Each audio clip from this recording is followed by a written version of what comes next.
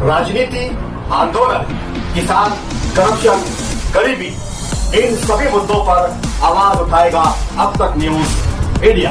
सत्ता के आगे जब भी सवाल कमजोर पड़ने लग जाए तो सवाल उठाने पड़ते हैं। बोल के लफ्ज आजाद है तेरे, बोल के सच जिंदा है अब तक। महेश नगरी बैंक और सपाटी बाजार में है। महेश नगरी पास सस्ता मालेगांव। ये तो आप इतने लोग जमा हुए, क्या विषय? ये पार्टी है, पैसा भरते हैं हम लोग 1.5 महीने से परेशान कर रहे, बोल रहे आप देंगे जब देंगे ये होगा। हमारे जो पैसा वसूली करने आते थे वो बेचारे दादा उससे पास भी गए, कमिश्नर के पास भी ले गए तो 5 दिन का टाइम मांगे, उसके बाद फिर नाटकबाजी चालू। कितने साल से भर रहे हैं आप पैसा?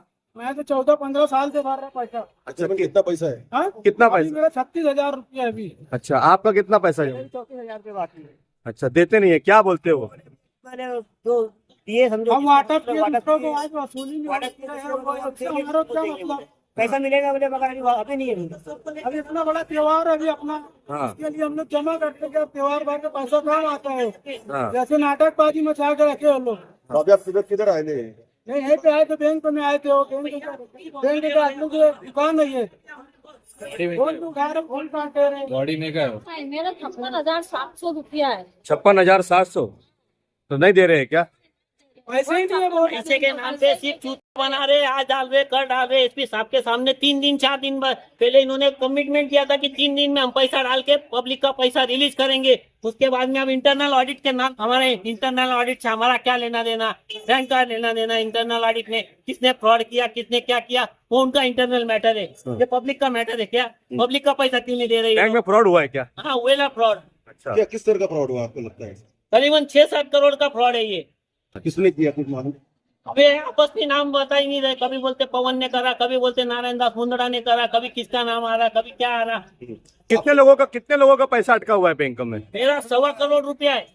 ऐसे कई 40 एजेंट है, किसी के 60 लाख है, किसी के 25 लाख है, किसी के 40 लाख है, किसी के 45 लाख है। कितने दिन से आप लोग घूम रहे हैं पैसे? दादा उससे के सामने भी इनको खड़ा करा, तब भी इन्होंने कमिटमेंट यही करी कि 3-4 दिन में हम पैसा डाल के पब्लिक का पैसा पॉइंट रोक में रिलीज करेंगे। वापस मुकर गए जबान से ये लोग। अच्छा, बैंक का नाम क्या है? महेश नागरिक पद संस्था। अच्छा, अभी आप लोगों ने बैंक को लॉक किया है क्या? हाँ, हमने बाहर से लॉक किया है। इंटरनल ऑडिटर बैठे अंदर। तो पुलिस ने कोई कंप्लेंट किया? एसपी साहब के सामने पूरा लिखित में हमने निवेदन दिया था। एसपी साहब ने इनको पूरा बोला भी था कि गांव का माहौल नहीं बिगड़ना चाहिए, आप 3-4 दिन में जो भी है वो क्लियर कराओ, पब्लिक का पैसा रिलीज करो। उनके सामने इन्होंने कमिटमेंट करके ये वापस मुंह कर गए ले। अभी यहाँ हम लोग आए तो बहुत भांगड़ चल रही है, क्या किस बात को लेकर चल रही है? पैसे के लिए सब पब्लिक खड़ी है, ये पूरे की पूरी, इनके सबके पैसे बाकी है। रमजान महीना है, रमजान महीने लगता है उसका पैसा होता तो पैसे नहीं दे रहे। ये भाई का 2.5 लाख रुपया बाकी है। अच्छा, आपका नाम? क्या नाम? नितिन सोनम। मेरे भी 2.5 लाख ठीक है, मगर मैंने अभी ट्रांसफर किया हूँ। कशात केले आपण? सेविंग अकाउंट में इसकी सेविंग अकाउंट में किया हूँ। और 6 महीने हो गए, उसका भी ब्याज नहीं डालेला उन्होंने एफडी का। जो मुद्दल थी मुद्दल डाल के छोड़ दिए इन्होंने। आता हे सगळे उडवाउडवीचे उत्तर देऊ राहिले. आज नाही उद्या आणि 2 महिने होऊन गेले या भरतीला. रोज उद्या 2 दिवस द्या, 8 दिवस द्या. सगळे पळू राहिले, कोणी समोर यायला तयार नाही. सगळे बॉडीवरचे लोक पळू राहिले आणि आता धमकी राहिले. आपण पोलीस केस करून देऊ, असं करून देऊ. हे काय पैसे कुठे बोलवा द्या ना. पळू राहिले बँकेत गेले. एवढे कोणी बँकेत घेऊन बसून नाही राहिलं. 2 दिवस बँक बंद होती, त्यांच्यावर जबरदस्ती करून बँका फोडायला आणि पोलीस केसच्या 15,000 रुपये माझे घेऊन गेला. 1 महिन्यापासून परेशान आहे. बोला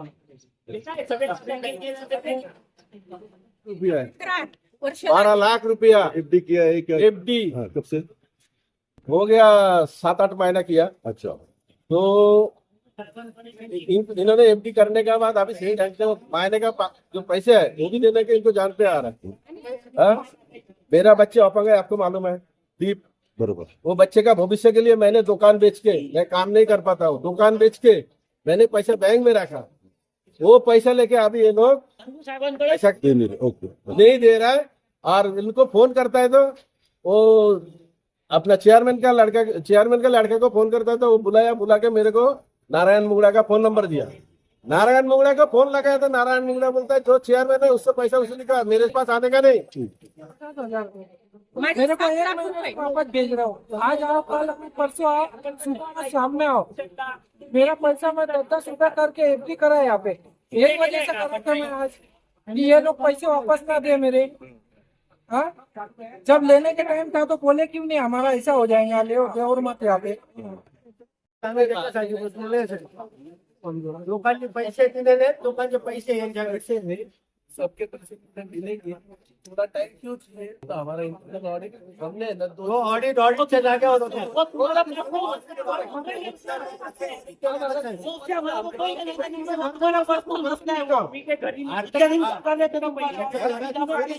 आमचं घेणं देणं नाही, यांनी काळा चोरला पैसा दिला का?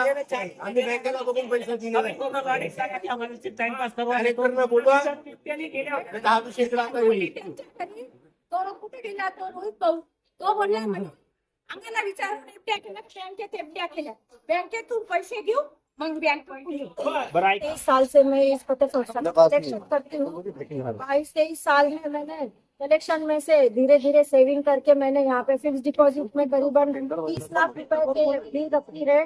और इन लोगों ने मेरी एफडी और ये सब देखकर मेरे को बलजबरी संचालक पद पे मेरी जबरदस्ती में निवडणूक नहीं हुई, कुछ नहीं हुआ तो मेरी पोस्टिंग वहाँ पे कर दी। और हम बोलते हैं पैसा तुम्हारा संचालक है, तुम्हारे को नहीं मिलेगा। मैंने संचालक पद से 2 महीने पहले ही राजीनामा दे दिया है, डीडीआर ऑफिस में भी दे दिया है। मेरा संचालक पद का राजीनामा वहाँ पे भी सैंक्शन हो चुका है। तो आगे मेरे को मेरे पैसे होना है। और कलेक्शन के भी मैंने 8 लाख रुपए जो स्मॉल सेविंग के जमा किए हैं, वो पैसे भी मुझे यहाँ पे होना है। तो क्या लगता है करीबन किसने ये घोटाला किया होगा? संचालक मंडल है या कोई और है? कोई यहाँ पे मैनेजर बोल के पवन पुरोहित, ये हमेशा रहता ही था। और वो बार बार हमारे घर पे भी आता था कि हमको एफडीआर दो, हमारे संस्था को आप मदद करो। संस्था में एफडी मार्च में, सितंबर में ऐसे करके वो जमा करके लेके जाता था। और संस्था में वो पैसे आते थे या नहीं आते थे वो मालूम नहीं, पर मेरे पैसे यहाँ जमा है। मेरे पास सारे एफडी का सर्टिफिकेट भी है। संचालक बोल के आपको जबरदस्ती लिया गया था? जबरदस्ती लिया गया है उधर।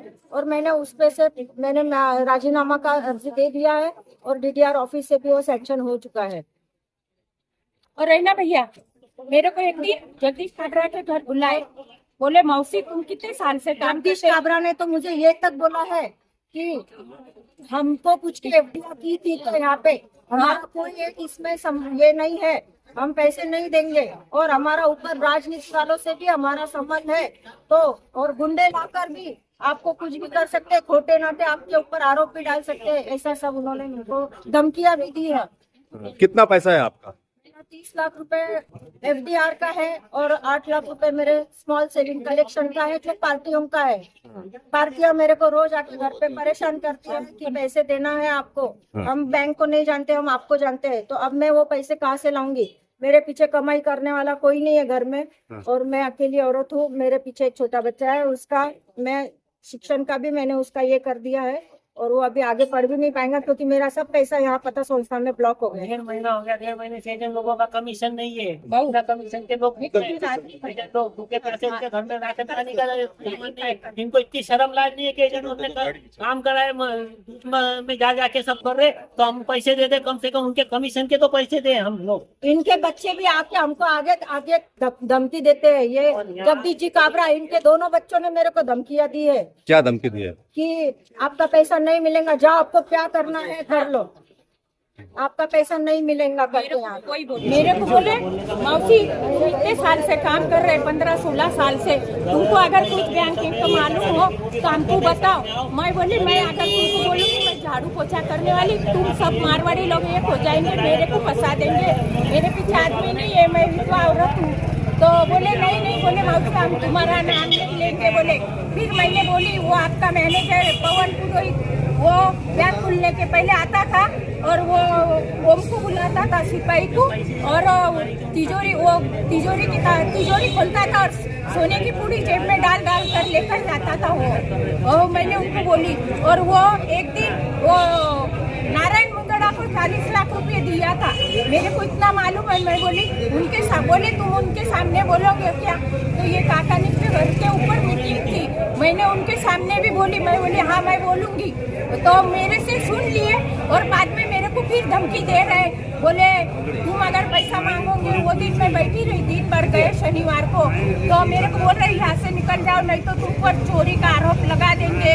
वो मुंदड़ा का लड़का बोल रहा है, रोहित मुंदड़ा, बोले तुम हमारे को पूछ के एफडी करे थे क्या? वो जगदीश काबरा के घर गई 2-3 बार, इतनी रोई भैया 1000 रुपये में मैं काम कर रही, मेरे पैसे तुम निकाल दो भैया, मैंने तुम्हारे घर पे काम करा है, दिलीप मुंदड़ा के घर पे काम किया है बचपन से, तो हमको पूछ के नहीं एफडी करे। बोले तुमको FRI करनी हो FIR कर दो, हमको जेल में डाल दो, हम जेल में जाने को। तुबा कॉस्मेटिक कंप्लीट स्किन सॉल्यूशन आपके लिए लाया है धूप से बचाने वाली डे क्रीम, सौंले चेहरे को गोरा करने वाली नाइट क्रीम, फुंसियों के लिए TC skin cleaner and serum, सर्दी में जिल्दों को ताजा रखने वाला मॉइस्चराइजर, 7 दिनों में गोरा करने वाली क्रीम, आंखों के नीचे कालापन को दूर करने वाला TC डार्क वे सीरम, हाथ और गर्दन का कालापन दूर करने वाला साबुन। हमारा पता याद रखें, कुसुम्बा रोड, औलिया मस्जिद के सामने, तुबा कॉस्मेटिक कंप्लीट स्किन सॉल्यूशन।